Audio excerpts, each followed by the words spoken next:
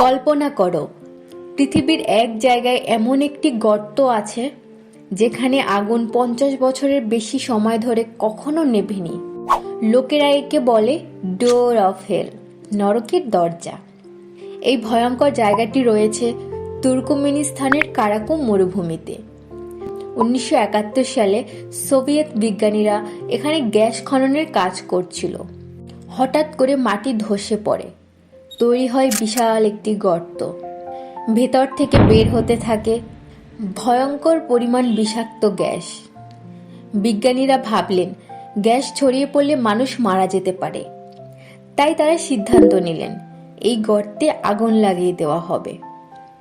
তারা ভেবেছিল কয়েকদিনই আগুন নিভে যাবে, কিন্তু সেই আগুন আজও জ্বলছে 50 বছরের বেশি সময় ধরে।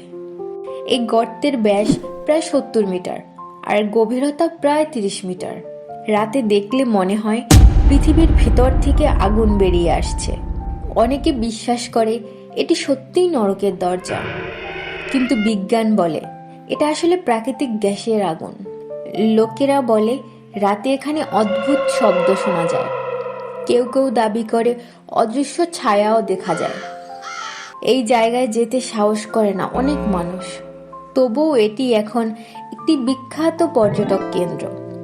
এই ঘটনা আমাদের শেখায় মানুষের এক ছোট ভুল সিদ্ধান্ত দশকের পর দশক বড় বিপদ ডেকে নিয়ে আসতে পারে। তুমি কি সাহস করবে এই আগুনের দরজার সামনে দাঁড়াতে, নাকি দূর থেকেই বলবে এটা সত্যিই নরকের দরজা? কমেন্টে জানিও।